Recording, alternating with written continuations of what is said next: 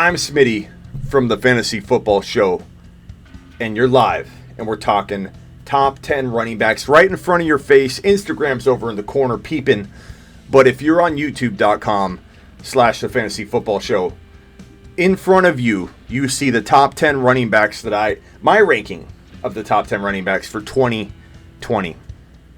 I've got Barkley at 1, McCaffrey at 2, Elliott at 3, and we will talk about the rest after the intro. 5 running backs. You're watching the Fantasy Football Show.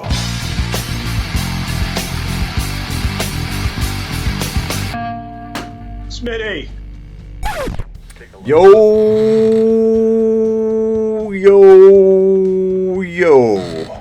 Welcome to the show. In front of your faces right now, you see the top 10 running backs for 2020. Barkley, McCaffrey, Zeke Elliott. These are my top 10. Alvin Kamara, number 4, Cook, number 5. Now, I debated on this one, and I have been debating all offseason long. Depending on which way the wind blows, I might rank Cook 4, I might rank Kamara 5. These are PPR rankings, but I'm really feeling the Alvin Kamara train right now. I'm feeling like Kamara. Why Mikey is Barkley at 1 deserving of the eyeball emoji? I'm just asking, like, how can you, like, I get it, Mikey, and Mikey, you're my guy, Brofist. Don't you worry about that. How can you give me the eyeball emoji putting Barkley at 1.01? Like, I love McCaffrey. An argument, I won't give you the eyeball emoji if you're putting McCaffrey at number 1. What makes Barkley get the eyeball emoji when he's at 1? These guys are literally neck and neck, the only 2 players to pick at 1 and 2, and Barkley is 100% capable of being completely head and shoulders above everybody. I know McCaffrey is as well.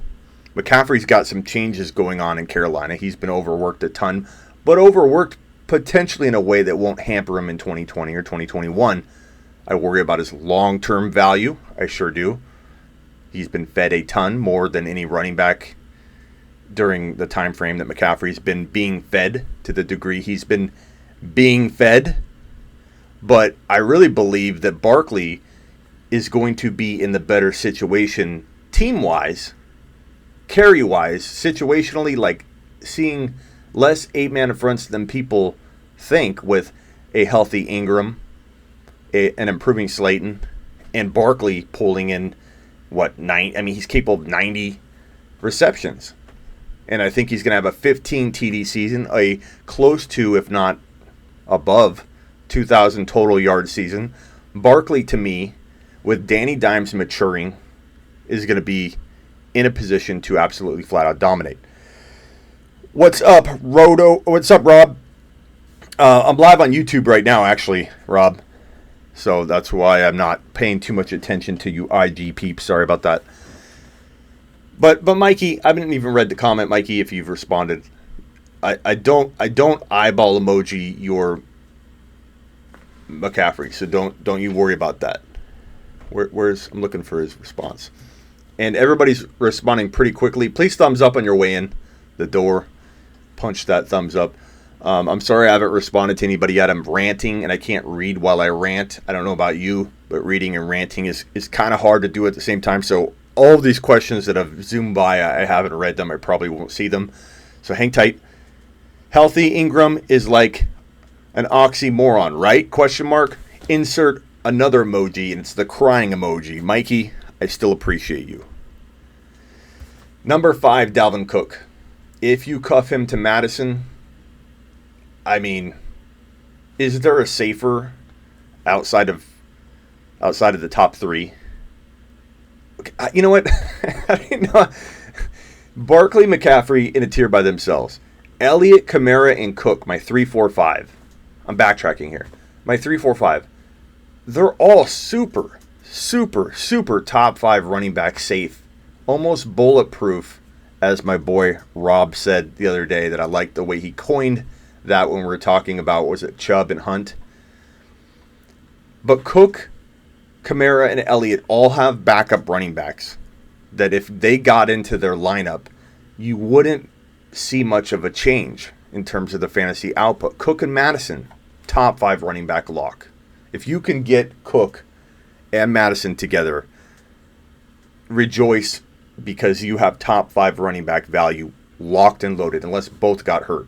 Kamara and Lat Murray proved last year that he's going to give you top 5 running back, top 5 to 10 running back production at the very least. He might be a step down. Madison might not be that much of a step down at all. Lat Murray could be a slight step down from Kamara, but not that much. He proved how valuable he could be in that offense. Now, Tony Pollard, I believe, is in the same class as those backups. He could be a top 10 running back with ease in that Cowboys offense if Zeke Elliott is not in the offense. If he's hurt, let's say he, holds out. Let's say he jumps into a donation bin and gets fined and suspended for 8 games. Whatever the case may be, Tony Pollard, keep in mind, was a 3rd-round pick in 2019 when we were drafting early. We all thought Zeke Elliott was going to hold out, and Zeke Elliott was said to maybe be ready to hold out for maybe 7 games, 8 at the most, maybe 5 to 6 was the projection. And yet, even knowing that there are 5 or 6 weeks and a shot that it could be sooner, Zeke would be back in the lineup, Tony Pollard was still drafted in the late 3rd round, mid 3rd round in fantasy football 2019 drafts and redraft. That is crazy. That is absolutely crazy when you think back that people were reaching that high for a guy that had no guarantees past week 5 or 6, or really even in week 2 or 3, because Zeke could come back at any moment, and he did. But keep in mind that's how much value Pollard had. So Elliott, Kamara, Cook, get the backups. And the beautiful part about even Madison, even though everyone knows how good he is, Madison, Lat Murray, and Pollard can all be had very late according to the ADP data. And if you're smart, don't be slacking on this necessity for your fantasy football top 5 running back security. Don't be slacking and try and grab him right at his ADP, or you're going to lose out and miss out on your handcuff. Reach an entire round if you have to. It won't be that expensive. It won't be costly. It won't be reckless to reach an entire round past the ADP of Madison, Pollard, Lat Murray. Now, the backups for Barkley and McCaffrey, don't even worry about it, to be honest with you. Lewis maybe for Barkley. McCaffrey, I think any situation where McCaffrey or Barkley go down, you're not looking at even close to the same kind of production with the backup running back play out of those situations. Drake, Edmonds is very, very valuable for Drake owners. Chubb, of course. Hunt is probably the most valuable backup in fantasy football. He's probably the most equal to his counterpart, his starter, than all the rest. So Edmonds, I love. Edmonds, top 10 running back if he's in that Cardinals offense. That Cardinals offense is designed to make one running back a top 5 to 10 running back. And Edmonds had 3 TDs, looked fantastic, then got hurt. Drake came in week 9 on and just started and took off and was probably the hottest running back in fantasy football from week 9 on. But Edmonds looked really good in his short stint, which was a game long.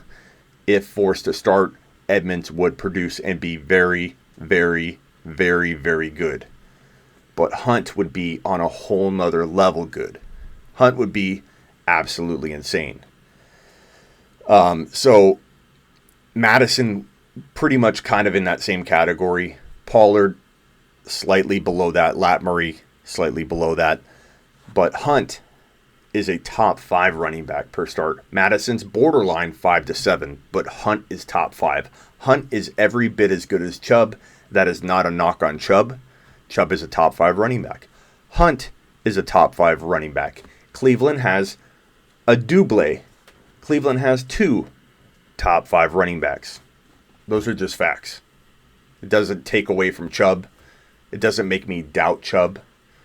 Chubb will not get replaced. Stefanski, who just came over from Minnesota after making Dalvin Cook a top 5 running back, like predicted in every single one of my videos in let me pull that up. Top 5 running back. Every single intro from 2019, you saw this little number. Top 5 running back. Stefanski had a big hand in making Dalvin Cook that top 5 running back. Stefanski's now in Cleveland. Stefanski runs everything through his running back. Stefanski dials back the passing attack. Stefanski does not use multiple running backs. Stefanski runs so much he has to use an additional running back to spell his almost overworked starting running back. So please, enough with but when Hunt came back, Chubb declined, Smitty. Enough with that. It's different. This is a different situation. You're comparing something that has nothing to do with last year. I'm going to end the Instagram live. Last year has nothing to do with this year from that perspective. The fact that Nick Chubb is literally walking into a different coach scheme in a sense, and the fact that they're going to run and funnel everything through the running game like Stefanski did in Minnesota changes that whole worry and dynamic about, oh my God, should I worry about how Kareem Hunt affects Nick Chubb based on last year? Don't worry about it. It has nothing to do with it. Kareem Hunt, to me, is a must-own for Chubb. The only problem with Kareem Hunt is that Edmonds can be easily had, and you can reach around ahead of his ADP and it not be a big deal. Lat Murray, same thing. Madison, same thing. Tony Pollard, same thing. These guys are not going that high, these backup running back handcuffs. But Kareem Hunt is. Kareem Hunt's going at 6.01, 6.04, 6.05. So my solution to that, something I've talked about over and over and over, is to trade your 7th and 8th rounder for an additional 6th rounder so that you don't have to use your top 6 overall picks, which are very, very important to field a full team. You use your 7th and 8th to go get an additional 6 where you take Kareem Hunt with one of those 2 6th-round picks. It kind of just protects you into, you're getting rid of, you're moving your 7th up to your 6th, so you're not losing a 7th. You're only losing an 8th, and the 8th rounders, talent drops off quite a bit. So go ahead and make that move to secure yourself a Kareem Hunt.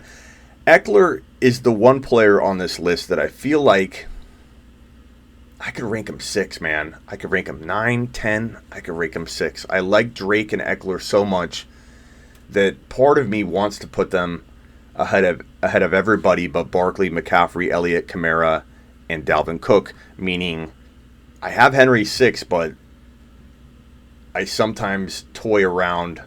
And I think I have had Drake higher than Henry on a couple occasions on my rankings. I do updates frequently. And even, yes, a human being like myself, an expert, we have feelings too. We have emotions too. We make mistakes. We have knee-jerk reactions. We come out of the draft excited about a guy more than we should be, the NFL draft. We are human beings. And sometimes I might get overzealous and put somebody too high or too low based on a feeling I have at the moment, the news that's breaking at the moment. I'm pretty objective. I'm pretty unbiased. I think I do a better job than most of keeping myself separate from a lot of that stuff that can influence you into making bad rankings, decisions, whatever. But Drake ahead of Henry at number 6 is not crazy. Ekeler ahead of Chubb and Henry is not crazy. Are you going to see it on average? No. Are you going to oftentimes be able to find Ekeler and Drake more along the 10, 11, 12 overall running back value range? Yes. And that's why oftentimes you still have me ranking Henry and Chubb higher than Drake and Ekeler. Sometimes Drake and Ekeler I will recommend drafting after Jacobs, Chubb, and Henry because you can. 9 times out of 10, you'll definitely get Henry. You'll have to take Henry ahead of Drake or Ekeler if you want Henry. But I feel like 9 times out of 10, you're going to see Henry go ahead, Chubb go ahead of Drake and Ekeler, which means that you play the odds game. You're going to be far better off than reaching too high. Now, There's a time and a place to reach past ADP, and I'm going to do an ADP video really soon, probably tomorrow or the next day. ADP is super important. ADP is everything. Everything. You can have the best ranking product in the world. SleeperU.com, just saying. The best ranking product in the world. But if you don't know ADP, if you don't know where players are being drafted on average, those rankings could misguide you into taking players way too early than you need to. Junkie, I take Clyde Edwards-Helaire over Mixon all day long in Dynasty, and I don't know that I do that in Redraft, but I think I like him better than Mixon in Redraft, but that doesn't mean I have to take him higher. I can get crafty, creative, and make sure I use my brain. And Redraft is an entirely different monster than Dynasty. And I think, so going to the point I was about to just get to, so that's very, very fitting, the Clyde Edwards-Helaire and Mixon debate. When you are in Dynasty, it's more important to reach, or it can actually hurt you less to reach than it can in Redraft, because if you, let's say like Mahomes, enough to take him at 2.01 or 1.12 or 2.18, whatever, wherever you want to draft Mahomes, it's dumb to draft Mahomes in the first round of Redraft. It just is, because you don't get the value that you get from the upfront reach, the upfront extra cost in a Dynasty, taking Mahomes at like 1.12, 1.11. And if you pay a little extra cash for Patty Mahomes in a Dynasty, what you get in return long term is worth. It's like overbuying a house. Like a house is worth $250. You really, really want it, so you spend $260,000 instead of $250 because you want this house so bad. It's your long-term investment, your long-term plan. It's worth it, because in the end, that $10,000 is going to be nothing. Same thing with a Dynasty draft. Patty Mahomes, you're reaching a little bit, but if you have faith in your Dynasty game, your trade skills, your waiver skills, in the end, paying a little bit more for a guy that's going to be with you for a decade, a guy, Pat Mahomes, that's going to score 40 TDs as a floor for the next 10 years, and oftentimes dip into 50 total TDs. I really believe he will do that. If you don't believe Pat Mahomes will do that, then we have a whole different debate on our hands. It's worth reaching in that case. So Clyde Edwards-Helaire right here at 1 point, or 11 overall for running backs. And this is Redraft, mind you. I'm going to mix in Dynasty talk throughout. This is a Redraft and Dynasty ranking show. I'm going to be moving these guys around and talking about them from both perspectives. Currently, they're set up for Redraft.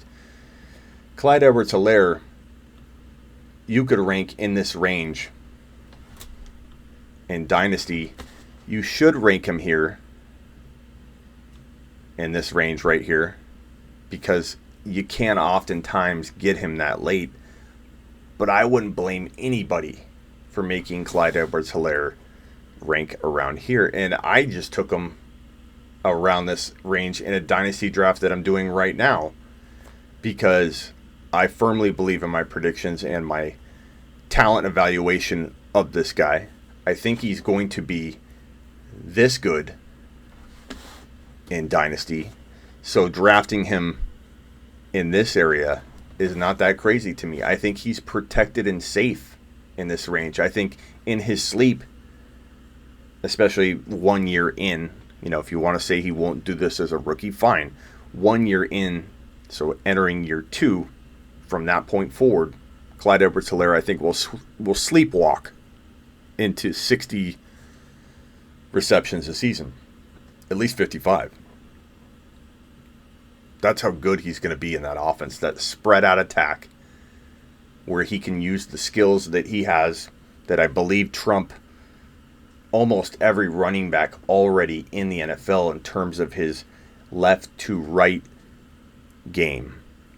His ability to micro move from one path to another, even if both paths are north-south. Like, he is insane. I wish Holmes were 260, says Mikey. Where you live, Mikey? So, Clyde Edwards-Helaire, I get the hesitation, guys. So in redraft, I'm not asking you to rank him higher. I'm not asking you to rank him higher in Dynasty either if you don't like the guy, if you feel like he's not going to be the real deal. I personally think this will be, in hindsight, of value in that 7, 8, 9, more like 8, 9 range of value. A screaming steal, a retrospective moment where you're like, holy, I can't believe I got Clyde Edwards-Helaire at that value. I think he's literally going to be dancing with these guys over here in one calendar year. Firing on all cylinders by the end of 2020. Looking like a 60 to 80 reception wide receiver trapped in a running back's body. A running back that still, he's not a 700-yard runner. He's not an Alvin Kamara. Alvin Kamara is a 900 and 800 or an 800 and 900 guy, which is still a workhorse. Don't get me started on Alvin Kamara not being a workhorse. Clyde Edwards-Helaire is a 1,000-yard back, a 1,200-yard back, a 1,400-yard rushing running back. 1,400, 1,300 easy. That's the kind of running back this guy is. And if you doubt that Clyde Edwards-Helaire can be this good, that can be a 1,200 to 1,400 yard running back in that Kansas City offense, which is completely spread out, then I feel like you have not watched the film.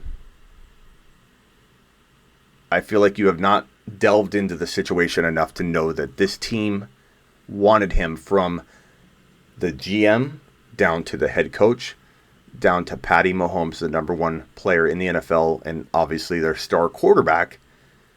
All three not only said, this is the one player we got to get, guys. All three on the same page. All three of them said that Clyde Edwards-Helaire is the best player in the 2020 NFL draft player pool. Joe Burrow also confirmed and said that Clyde Edwards-Helaire, in his opinion, is better than any college football player he has ever played with. And Burrow has played with both Bosa brothers, Michael Thomas, Ezekiel Elliott. The list goes on and on. So Clyde Edwards-Helaire walks in with that kind of stamp of approval across the board. And Clyde Edwards-Helaire is walking into a spread out offense that could get him yards per carry, that reminds you that running backs don't always just run for 4 or 5 yards per carry. Running backs like Clyde Edwards-Helaire can average over 6 and sometimes 7 yards per carry. So if anybody's saying Clyde won't get enough work, just wait. Do I think he's going to start week 1? If that's your argument, I mean, have fun with Damian Williams for 2, 3, 4 weeks. Go ahead. By all means, play that card all day long on me. I don't care. Damian Williams might start. Most rookies are going to be slow starting in this environment with this off season. That's not new news. Clyde Edwards-Helaire is going to, the way this guy presses the hole gets defenders to commit to whatever gap he's invading, and gets defenders to commit to angles that they can't retract from or retreat from, and then to literally micro movement himself in another direction. Jamal Charles, I think Clyde Edwards-Helaire will be better than Jamal Charles. To be able to micro movement himself into a whole nother direction but still continue to go north and south, it's unmatched. If you haven't watched all of his film, you're going to say things like he's not going to be that good in year 1. He won't run for 1,200 yards. He won't run for 1,500. He's not going to get enough touches. I think those comments, and no offense to anybody that feels that way, but I feel like you haven't watched the film. You haven't actually delved into the fact that this guy played the best defenses in college football. And when he did, he dominated the best players in college football. Dominated them. Time and time again. In some of the biggest spotlights, dominated and became the person that was leaned on when the game was on the line. As the game moved along, he got more carries. Clyde Edwards-Helaire dominated the best defenders in college football, the guys that were getting drafted in the first round during the 2020 NFL draft. I'm not going to draft Clyde Edwards-Helaire if he isn't starting. Noah, I feel like you missed the whole first part of that rant. What happens in week 1 doesn't matter, Noah. And he is not starting. He's not starting. He's not. You know who else isn't starting? Jonathan Taylor. You know who else isn't starting? Akers. There are a lot of people that won't start week 1. Doesn't matter. Doesn't matter if Damian Williams is starting. What matters is that Clyde Edwards-Helaire can rip off a 55-yard touchdown, a 70-yard touchdown on any attempt, any catch, any little wiggle move, any open space and gap that he finds in an offense where defenses will be like, we don't have the luxury of worrying about a rookie running back. We have Tyreek Hill, Travis Kelce, Pat Mahomes.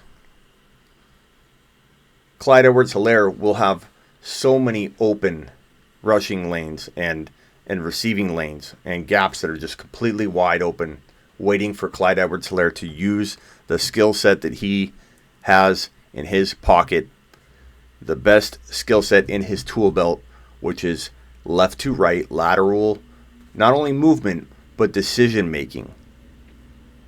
The difference between a Clyde Edwards-Helaire and every other running back coming out of the 2020 NFL draft class is his ability to make the best decisions left to right. Hit that thumbs up if you're just joining. Clyde Edwards-Helaire literally walking. I don't even care what people say when I say this, because I get a lot of heat for it.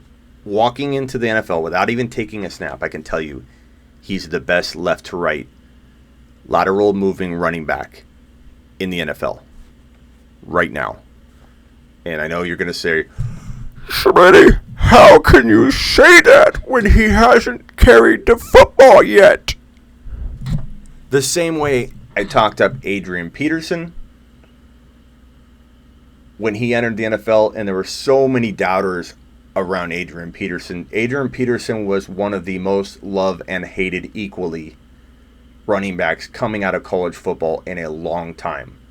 And I know that right now, especially if you're a younger person, you may not be able to grasp that people doubted Adrian Peterson to an extreme degree. And I told everybody it's one of my bigger bold predictions, because yes, he was a bold prediction back then. He was. He's getting drafted nowhere near the first round. And I told everybody he's not only a first rounder 1 year from today, he's a top 5, maybe number 1 overall player in fantasy football within 1 to 1.5 calendar years from his rookie season, which he had not yet played. And all I heard about AP and my predictions for Adrian Peterson was, Smitty, you can't say such things about a player that hasn't yet played a down in the NFL. And you know what I said over and over? I can and I will, because this is my show. And this you know. And I'm in the prediction business, and I'll say what I want. And that's why you're here, right? You're here because I don't sugarcoat things. You're here because I don't worry about what people are going to think about me. And you're here, many of you are, because you know that I have a track record of landing these things. Otherwise, how would I have survived 16 years in the fantasy football industry when my main thing that I offer is bold predicting. That's my niche. My niche is bold predicting. So how would I have survived 16 years if I was not good at bold predicting?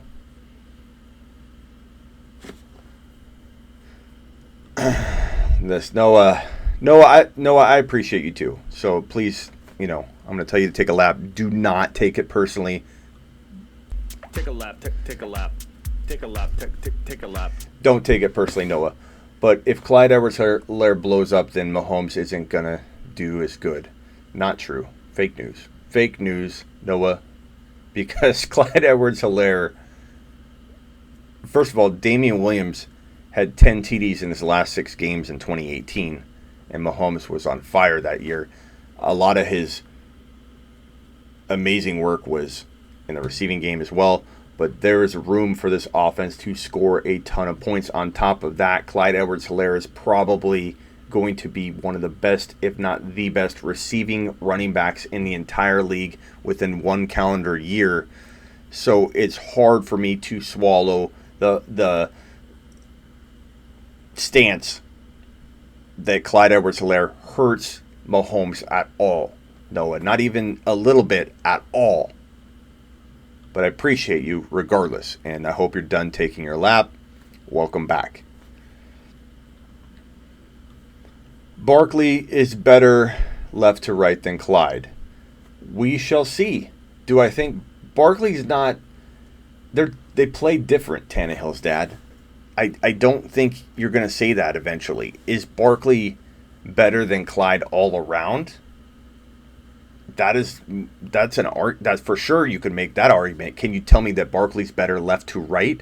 No. Watch the film. Barkley's very, very shifty. Barkley can change directions to very good, but he doesn't change directions the same way as Clyde Edwards-Helaire. Left to right, Clyde Edwards-Helaire is, when you look up in the dictionary, left to right running, Clyde Edwards-Helaire is sitting right there. He has redefined it. It's like this is not a real argument to have. Take a lap. No, that Chiefs offense has shown it can produce multiple studs. I'm not even worried about that. I love the Clyde Edwards-Helaire hype. Doubt. Please keep the doubt coming in. I actually really, really appreciate it. It makes me happy. It pleases me. I don't like the fact that in my drafts I can't draft. Like if I want to own Clyde Edwards-Helaire in a follower league, I literally have to draft the guy in Dynasty in the top 10. I just can't. There's no way I can get him in a follower league with my own people anywhere outside of 1.11, 1.12. But Kyle Ekeler isn't better than Drake? ? How is Drake and Ekeler not like a dude? These are two even players. Like they're both elite, bro. They're both elite, Kyle.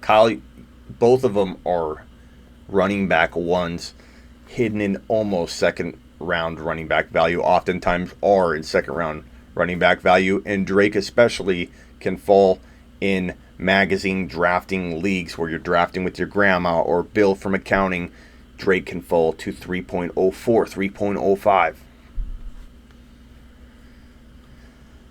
Avi, you not believe my team. I drafted Zeke, Jacobs, and Edwards. Fantastic. I like that, Avi. Nice start. Tell your grandma that you're taking her down, and tell Bill in accounting that he can just send a check right over to you. Andy Reid said he's better than Westbrook. That's all I need, says Polycat. What people don't understand, Polycat, we do. We do. Andy Reid, Leach, the GM for the Chiefs, went to Reid and said, check out this guy. He is as good as Brian Westbrook, a player that Andy Reid knows something about. Because Andy Reid locally watched Westbrook, recruited him because he watched him locally, knew how much of a hidden gem this guy was. Reid brought him in. Reid drafted him. Reid made Brian Westbrook an elite Eagles Hall of Fame running back that was a fantasy football monster. So Reid knows something about Brian Westbrook, and Reed is partial to Brian Westbrook. And when Leach, the GM for the Chiefs, said, hey, Reed, check out the film on this guy, I don't know why Reed hadn't known about it. Bro, Reed's got a lot to focus on. He's got pro football to focus on. He can't worry about college. So let me retract that. Reed, you're good. Reed didn't know much about Clyde Edwards-Helaire. So the GM for the Chiefs says, take a look at the film on this guy. He's as good as Brian Westbrook. Reed watches the film. Reed invests a bunch of time in researching. And Reed goes back to Leach and says, you know what? He's not as good. He's better than Brian Westbrook. That's an amazing story because it tells you how much Andy Reid views this guy from a talent perspective, and it tells you how this all evolved and how supportive the GM of the Chiefs will be of the rise of Clyde Edwards-Helaire, and both of them, without talking to Pat Mahomes and letting him know what was up, they both, in a group text message, I believe it was, sent Mahomes a message and said, who do you want, Pat Mahomes, in the 2020 NFL draft? Reed and the GM sent him this message 1 hour before the draft began. And Mahomes responded right away, without any kind of prep, Clyde Edwards-Helaire, or he said Clyde. And Leach and Reed were going to take him regardless of what Pat Mahomes had said or replied with, but they laughed and said, we're all on the same page. This is amazing. All three of them think Clyde Edwards-Helaire is the number one player in the NFL draft. Burrow thinks he's the number one player he's ever played with. And when I watched the film, he's the most exciting running back I have ever seen on film. And I'll be honest, I was excited about him, real excited about him before the NFL draft. But the reasons I didn't have him number one were because I didn't think that other teams were going to buy into his size or realize how good this guy was. And take a lap for me for not even having him. Where's my lap button? This is for me, for not just having him one based on talent. Take a lap. Take a lap. Because I made that mistake last year. I had A.J. Brown number one based on talent coming into January of last year on my early rookie rankings, my wide receiver rankings. I had A.J. Brown number one, and I let situation move him down. I let situation dictate where I was going to rank A.J. Brown. I shouldn't have done that. But if you look at my bold predictions, A.J. Brown would be a top 5 to 7, I believe 5 to 7. I said wide receiver in 1 to 2 years. It might have said 1 to 3 years. 1 to 2 years, A.J. Brown would be a top 5 to 7 wide receiver. I said that, I believe, in January or February of last offseason. Finding bold, I miss stuff, guys. I'm not trying to pat myself on the back. I know you guys think I'm wrong about Darrell Henderson. I still will defend that guy until he gets a fair shake. And I think he gets potentially at least an open door opportunity in 2020. We'll see what happens with that. I don't hit everything. I'm human. I'm a home run swinging analyst that has a pretty darn good batting average. It's not like I swing, get a home run, start raising my hand. Oh my God, I did good. I have a track record for it. Clyde Edwards-Helaire, I get that gut instinct every once in a while, not super often. That gut instinct that tells me this is the next player. This is the guy. A.J. Brown, I get that feeling. Clyde Edwards-Helaire, I get that feeling. These are the two must-have players. If you take anything from my content, I shouldn't even be giving this out for free because this is premium stuff right here that you'll find at Sleeper U. Let me get Noah out of the way. Noah's sitting right in front of the sign. Noah, sleeperu.com. Here are the helicopters, the riders. So the rioters are about a mile away from my house right now. And ironically, my neighbor decided to full send a Trump flag into the air 40 feet high, which was impeccable timing as the riders start to approach our area. If my live cuts out, make sure you get A.J. Brown. Make sure you get Clyde Edwards-Helaire. heading into your 2020 drafts. If that's the last you hear of me, make sure that's what's said about me when I'm gone. So this is my redraft. You should take Clyde over Miles Sanders, absolutely. This is my redraft ranking right here. If I'm going Dynasty, you know what the unique thing about the culture we're looking at right now with the running backs and the values and what year they're all entering, how young they are, they're how old they are. Not much changes if you flip over to Dynasty. Barkley's still my 1. McCaffrey still my 2. Elliott still my 3. Kamara is definitely my 4. You might see Cook ahead of him in redraft at times on my rankings, but Kamara is my 4. The guy that falls out is Henry. Let me get rid of some of these. In Dynasty, Henry falls out. I'm going to leave them ranked for redraft so you can see how the difference change. Smitty, read more comments. I will, but I gotta know. I gotta talk about content. I can't do Q&A only. That's helpful, but there's a replay value to these shows too, and a topic that I need to stay on. Or when you see content like this on the internet, bro, and it's not organized and functional and searchable and doesn't provide you with the topics you need, it becomes less valuable in the end, in the big picture. So you'll believe it or not, as many complaints as I get, Smitty, you missed all the comments here. You're going to see more people complain about not having an organized topic. So hold on, Noah. I'm coming for your questions. Just wait a second. Be patient. So I'm taking Henry out in redraft. I'm moving Chubb out a little bit. I'm probably doing a little of this.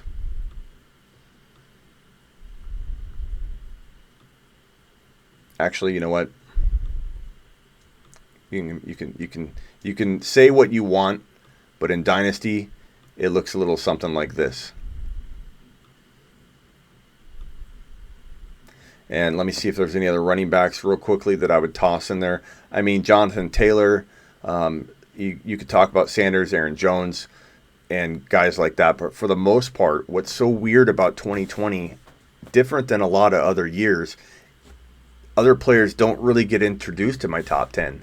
Not too many players move around. Like these guys all kind of moved up, and only Henry and Chubb moved down. But everybody else kind of moved up at the same in the same order, except for Clyde. This is my Dynasty ranking. Look at how they're different. Barkley, McCaffrey, Elliott, Kamara, no change. Cook, Clyde Edwards-Helaire, Drake, Ekeler, Jacobs, Chubb, Henry. You can throw Sanders in that mix. I get it. You guys, you Sanders lovers are upset right now. You're like, where the hell Sanders? Smitty forgot Sanders. Smitty, you forgot Sanders. No, I didn't. He's borderline top 10 to me because I fear the running back by committee approach, whether there is anybody in place there right now or not. I've been predicting that either Hyde or Freeman would fall in Philly, and you can debate it all day long that Freeman's not a threat, Hyde wouldn't have been a threat, whatever. Philly has a history of using multiple running backs. This is it. Jacobs, does that surprise anybody? He's a beast. Ekeler, still got a lot of time left. Drake, not a spring chicken, but still low tread, a lot of time left. Clyde Edwards-Helaire, I don't even think this is crazy. And in a real Dynasty draft, I tend to draft Clyde Edwards-Helaire. What's that say about my real thinking? When on the clock, this is where I want him. I don't necessarily draft him there. I try to get away with drafting him more in this range in Dynasty. In redraft, I draft him a little outside of that if I can. But if I'm being asked to predict without any kind of ADP influence, or don't advise me to take him 5, Smitty, if you really rank him 10, this is just how I feel talent-wise these guys will shake out. I really do feel Clyde Edwards-Helaire is more valuable than Cook in Dynasty. Do I draft Cook ahead of him? Probably, depending on the situation. I have a follower draft that I'm in right now. A good group of guys that's pretty much, I think a lot of them are watching right now. Xander's in it. Who else is in it? JP. A few others in here that are in the league. I'll give you a shout out if I see you. I took Clyde Edwards-Helaire pretty damn high. I also took Mahomes higher than I normally would recommend anyone take Mahomes, but I also drafted or traded for Kamara. And so in a unique situation like that, you're building for Dynasty, the situation can determine how much you should reach for a guy. And I think that in a situation where you can build a certain way and feel comfortable with your running back 1, you're going to go a little risky with your running back 2. And Clyde Edwards-Helaire, some people might call that risky. Some people might say grabbing Mahomes is risky, but maybe not when you already have Clyde and you already have Kamara. Smitty, you didn't let me in that draft. I didn't control that draft, bro. And all the drafts that I do are first come, first serve. So you didn't let yourself in, Noah. It's all on you, bro. But we will be doing more. I don't know if we're doing more drafts that I'm going to be running, but we'll see. Because they end up always going south because somebody ends up bailing, not paying. So I'm not kind of going there right now, but we'll see. We'll do a lot of mock drafts. Don't worry. Not today. Today's a top 10 running back show. That's what I'm focusing on here. And you know what? I expect to get a little heat. I've got thick skin. I really don't care. I've been doing this long enough. I say what I say. I do what I do. And it comes back around the next year. My Dalvin Cook hate that I got all of 2019, it was worth it. It was worth taking all that heat for a whole year on ranking Dalvin Cook in my top 5 running backs. In my intro video, every single video I produced in 2019, you saw this. Top 5 running back.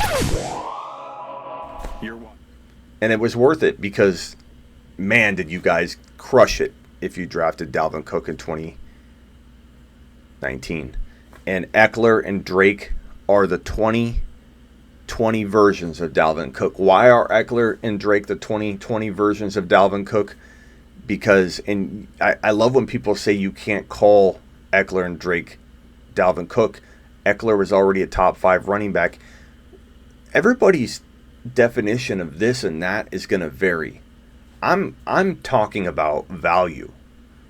I'm not describing the exact way they play. Although Drake, Ekeler, and Cook all do play very similar games, they could all be dominant in both the receiving game and the rushing game. So I don't understand that argument anyways. But my point is, Dalvin Cook was a top 5 running back trapped in, 18 to 22 overall value in 2019. The risk was baked in. As baked in as it gets. Anybody that didn't see that Dalvin Cook was not a risk at all at 18 overall, that scale shifted and it was literally all upside weighing down the scale and all the risk was very minimal at that point. You guys missed smelling that upside. It was all baked in. You just did not smell it.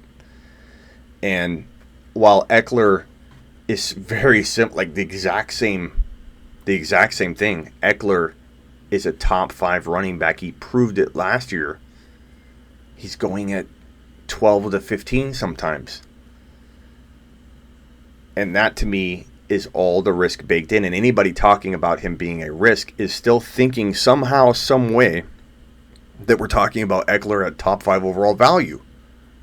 Like, recalibrate your thinking once a player falls so far. It's my frog in boiling water analogy that you throw a frog in boiling water, he jumps out. You throw a frog in lukewarm water, turn it on high, he cooks to death and doesn't know it.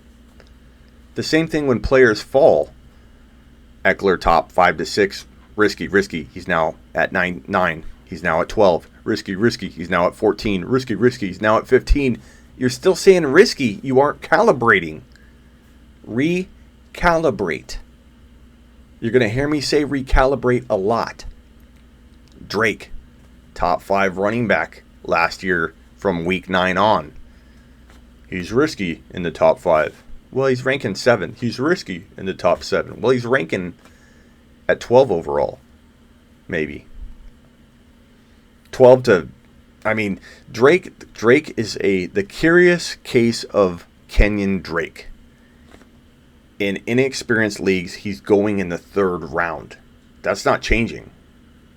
in veteran leagues where people invest a ton of time in off-season research, he's going a lot higher. He's going in the 12 to 15 range. And deservingly so. Because that's where Drake belongs. Drake is a beast. I want to own Drake in every league. I own Drake in a lot of leagues, and I'm damn proud of it. Drake is a monster. But if I had to pin down two players that are going to be the 2020 versions of last year's Dalvin Cook, it's 100% Drake and Ekeler because they're falling so far. Clyde Edwards-Helaire is pretty much right there.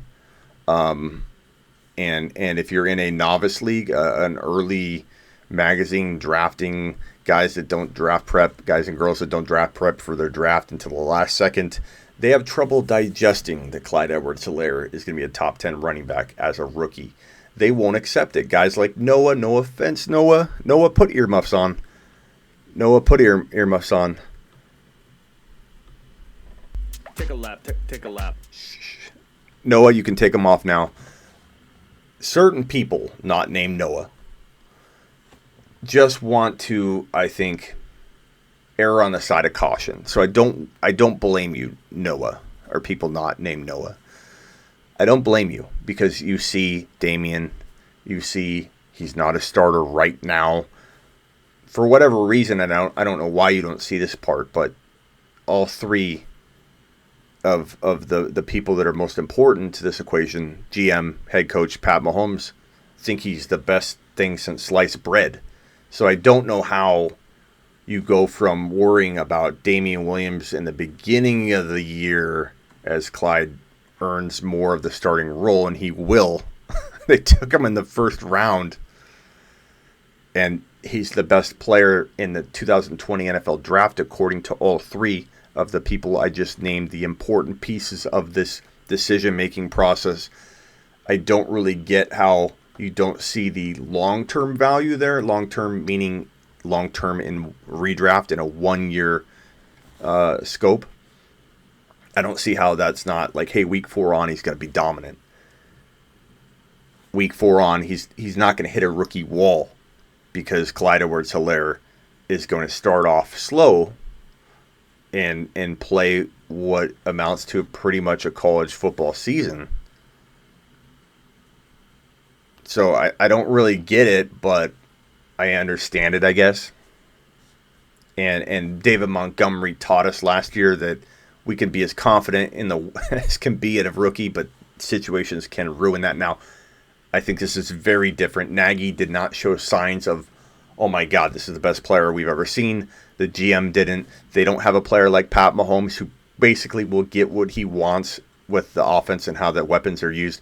Like, very, very different situation, but I'm just saying that anything can happen. And I'm willing to put 2, 3, 4 leagues on the line out of my 18 that I'm probably going to do this year. I'll put 10 leagues out of my 18 on the line with Clyde Edwards-Helaire delivering in 2020. And A.J. Brown I'm putting on the line too. Hollywood Brown, I'm not going to risk a season on him because he's going late enough, but I'm going to put a lot of eggs in one basket with Hollywood Brown. There are a lot of those players for me in 2020 that I'm amped about. All right, let's get into the Q&A. Noah, for those of you that have questions, I'm going to start reading the questions now. JP, totally different. Smitty, you know that. I'm not sure what you're talking about. JP.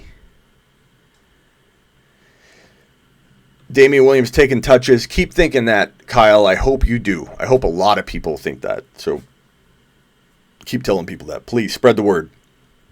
Spread the word.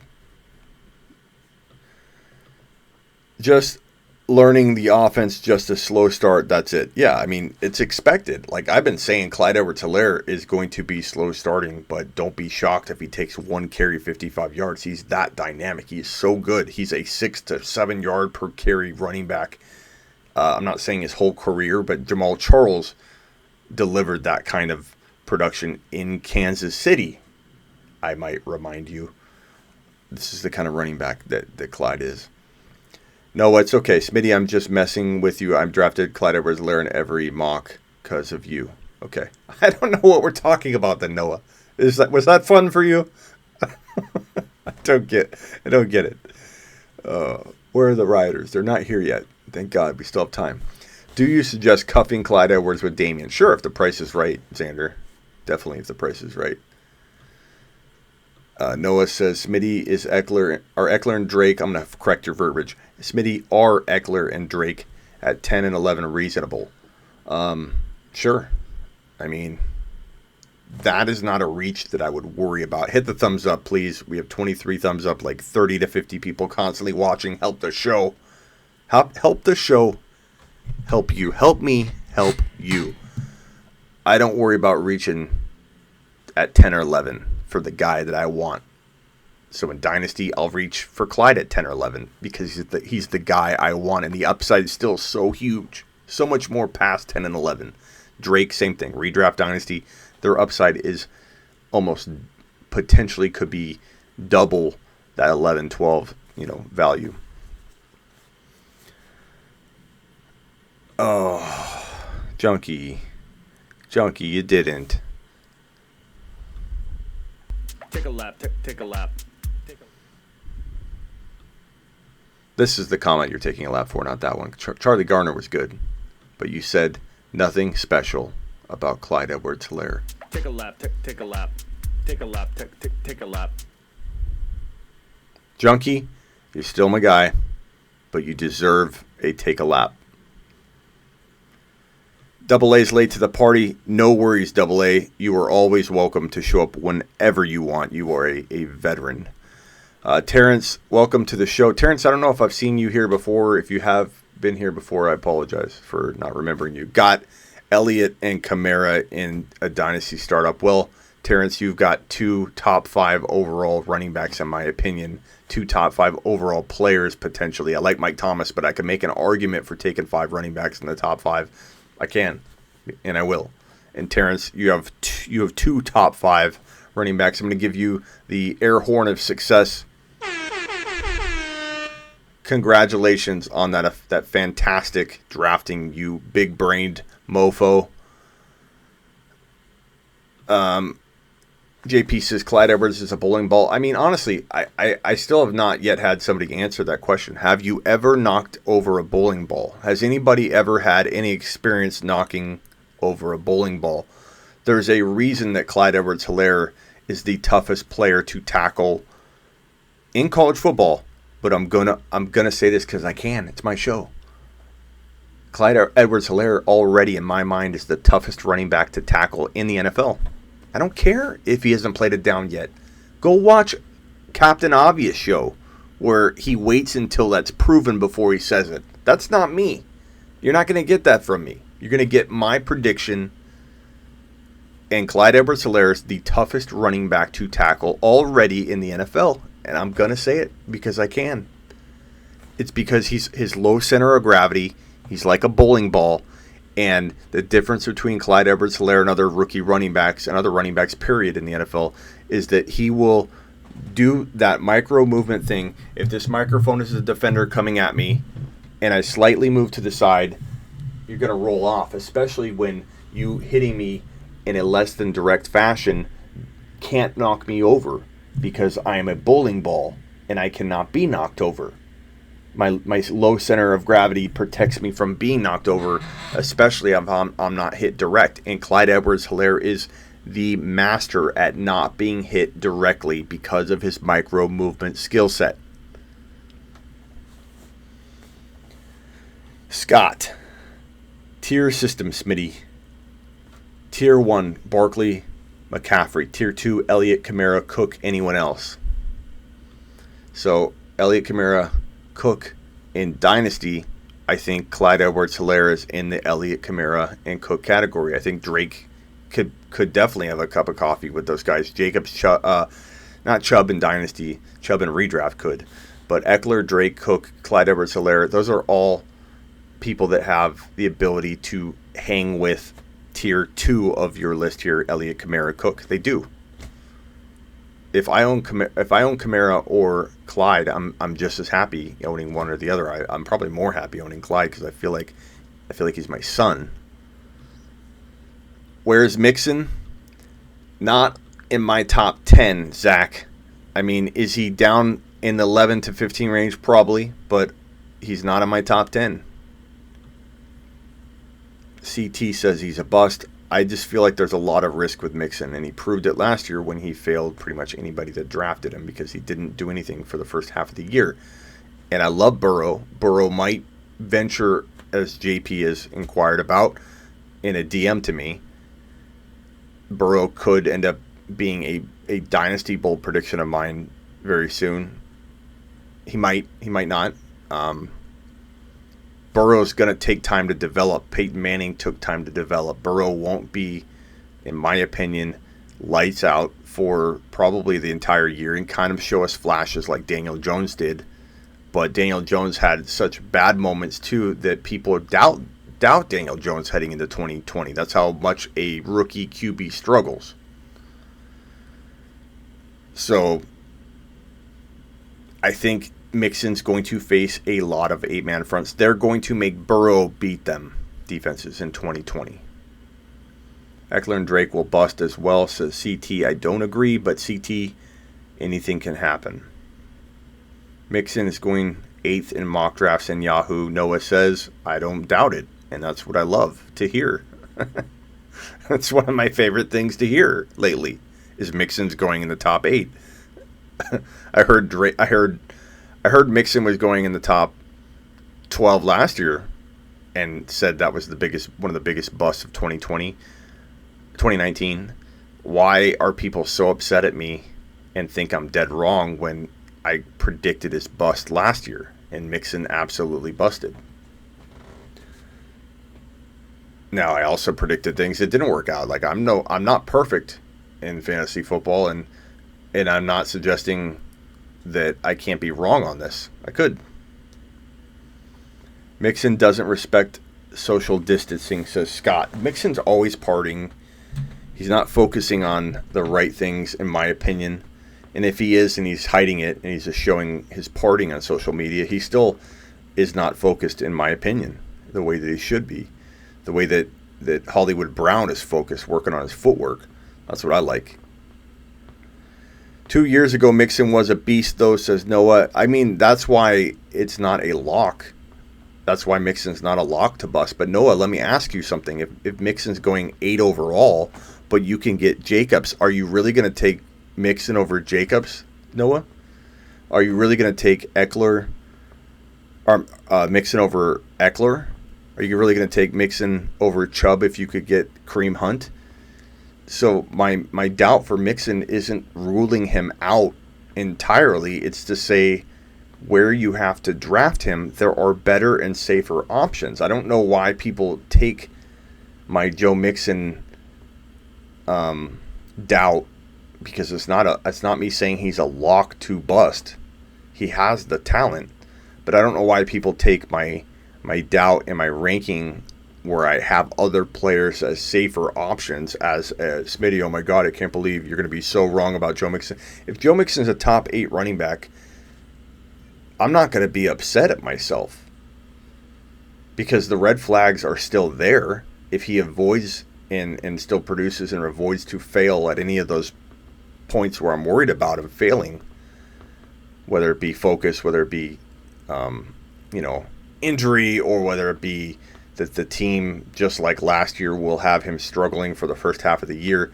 Even if I'm wrong about all those and he escapes every single one of those red flags and plays lights out, I'm not going to be losing sleep because the players I'm telling you to take over him are just as good. They just were safer at the time of your transaction. Jacobs, Ekeler, Drake. Would you take Ekeler or Drake at 8 overall?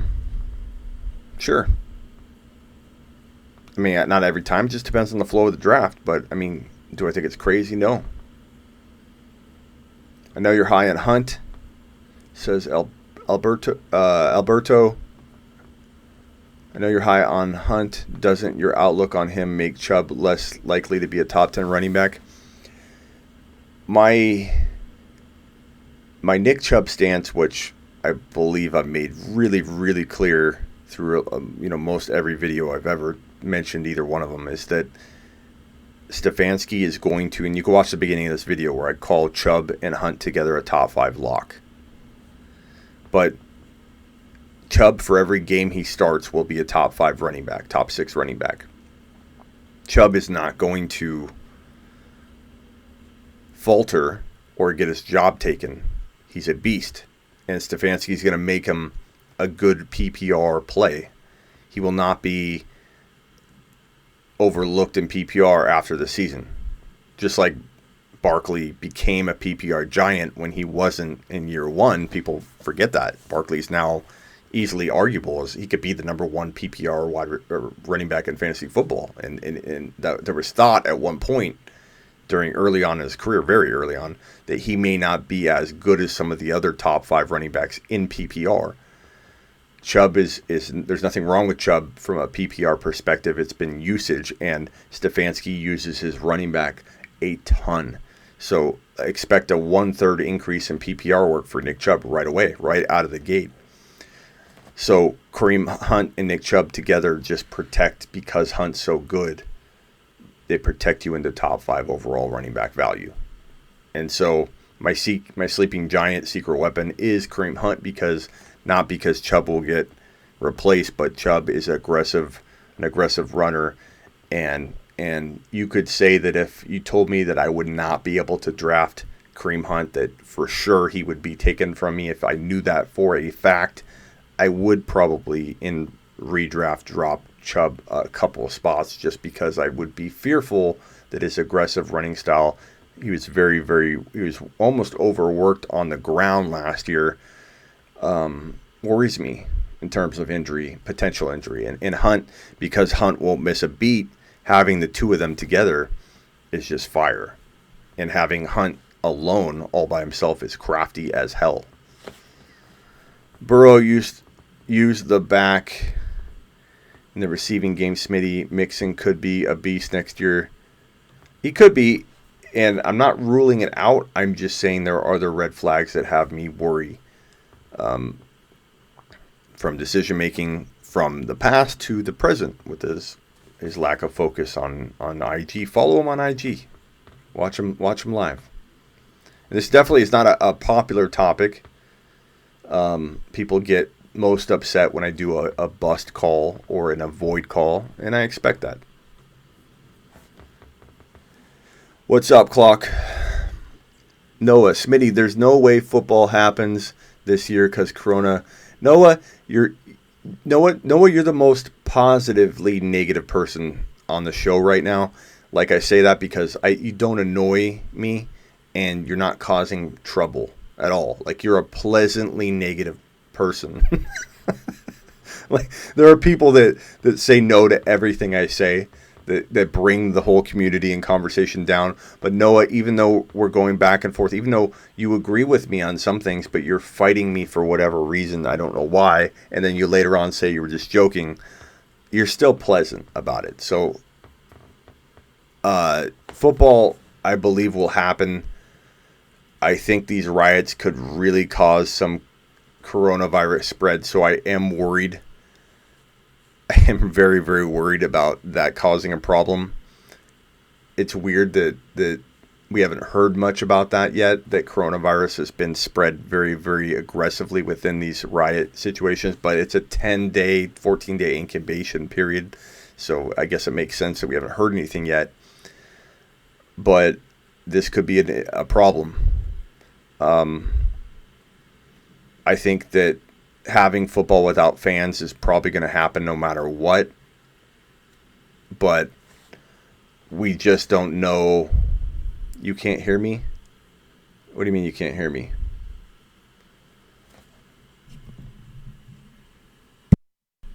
Can you guys hear me? I see audio levels. Let me switch over to my...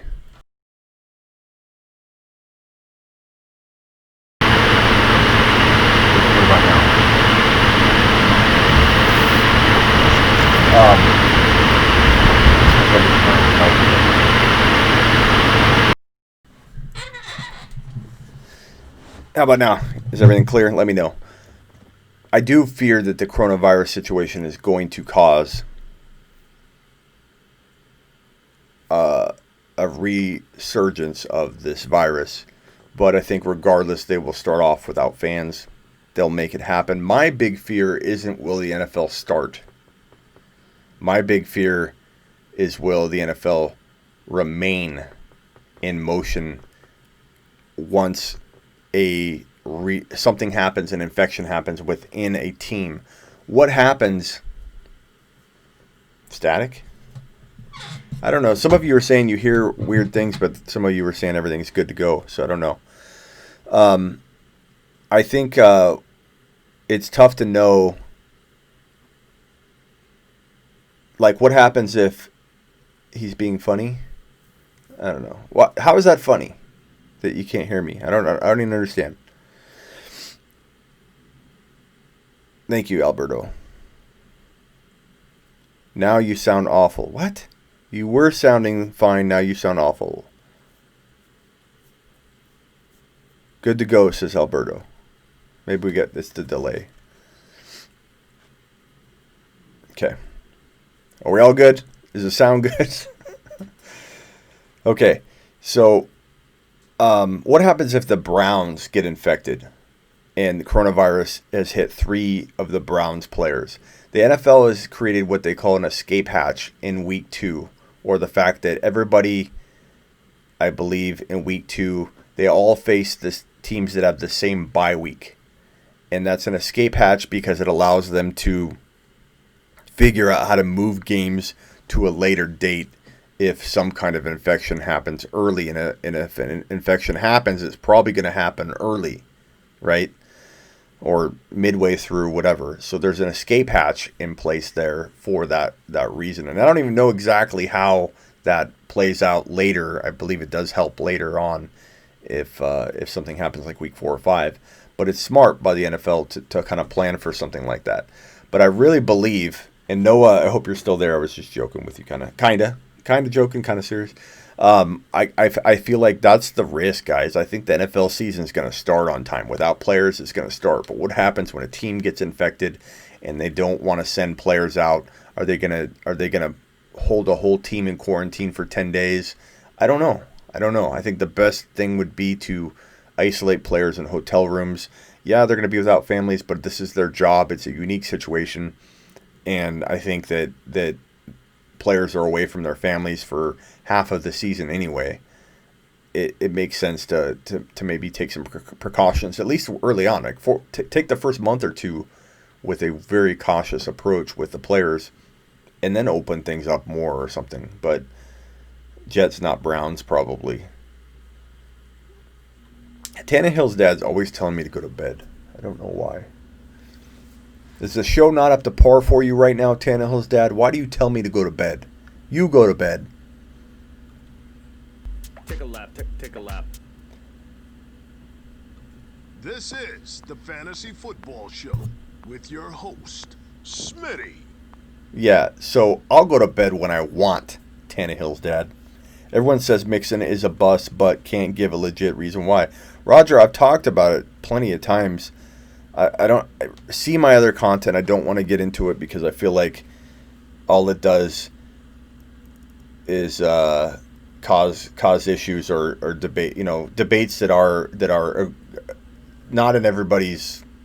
They're not positive conversations for whatever reason. People get so upset about this Mixon talk, and I've got enough content out there that you can really find that information, and there's a lot of it. But bottom line is Mixon busted entirely last year for the first half of the year. The fact that he's not focused during the offseason worries me. The fact that he's had a checkered past and a player that's currently out partying on his lives and not focusing on football. Like, there's a lot of red flag. I mean, I'm telling you the reasons why.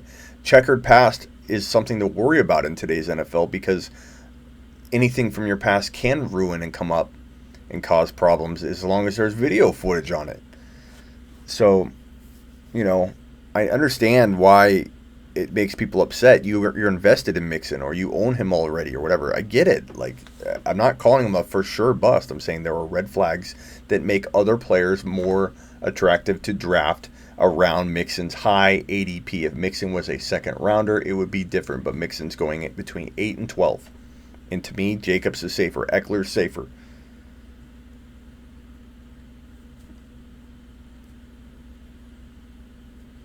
I haven't been working out, honestly, man. I need to get cut and defined and ripped, and I've had this whole quarantine to do that. I've been running every day. I run about 2 to 4 miles a day, but I'm not cutting up, and I've had this whole quarantine time to focus on that, and I've just wasted it away.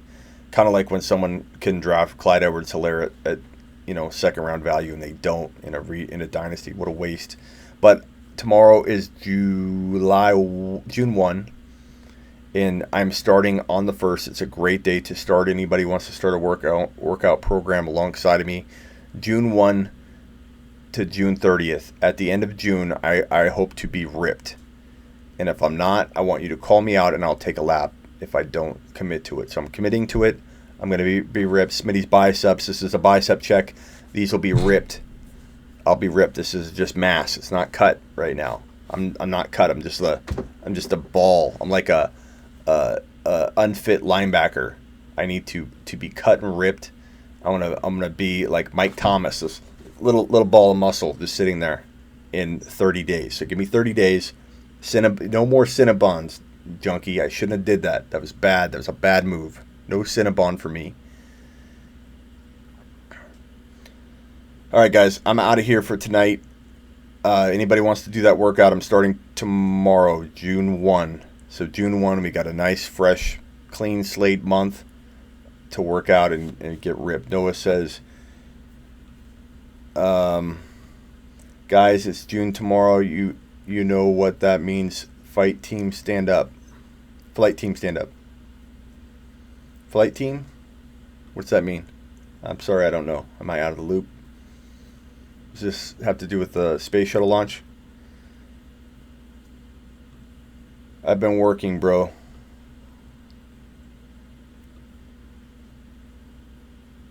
Trade Cooks, pick 13 and 2021 second for 2021 first. That has a good chance to be top 3. Trade Cooks, pick 13. I guess, man. I mean, Cooks has some value. But if you really believe you're going to get a top 3 pick, then in retrospect, you'll be glad you made that move. If you're just willing that pick to be high and it's not going to be, I mean, it's a different story.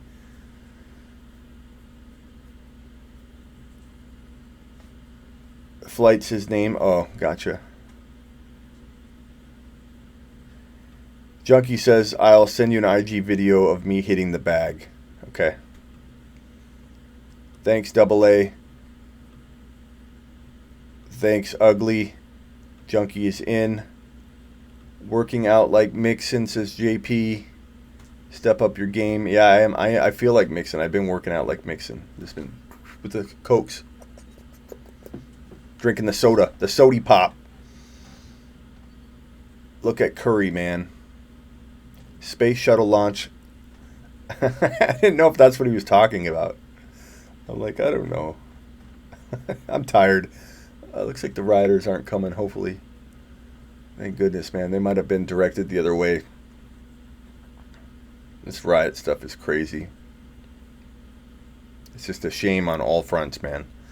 All right, guys. I appreciate every one of you. Subscribe if you haven't.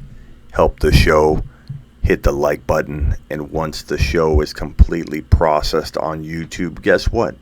There's 0 comments to start out with, meaning if you comment, I'm going to see it. I respond to the early commenters almost all of the time. So if you want direct access to me and you aren't a member of sleeperu.com, which you have to be a complete bonehead to not be a member of sleeperu.com because I offer one-on-one advice via email. But if you want to go the other route or just get the cheaper price, ask me a question in the comments. It helps the channel. I respond, which creates 2 comments, helps the channel grow. And it's easy access to me because the video has no comments once it publishes. It takes a couple minutes after a live, and then it's there. Or if I post a post-production video, like I probably will tomorrow, comment when it's got 0. Comment when it's got 10. I respond. I'll get to you. Tell your friends. Follow me on Instagram and get on over to sleeperu.com. And if you really want even more amazing fantasy football access, get on over to the Discord group, which is right here. Go to Discord, sleeperu.com. That's the letter U, like a university. Sleeperu.com/Discord. Join my free Discord, where we have over 100 insanely active fantasy football members. It's like my chat room. And I stop in there. The sleeperu.com forums as well. Go to sleeperu.com. Click on forums. Join there. Junkie's over there all day long. Right, Junkie? sleeperu.com for content, forums, sleeperu.com/Discord for that Discord chat. And I appreciate you guys. We're gonna blow up in 2020. I know it. It's because of you. You guys are amazing followers. I couldn't ask for better followers, and my goal is to provide you literally a daily show. So get ready for that daily show. We're coming to take over fantasy football in 2020 and be the best show out there. Later. Appreciate you.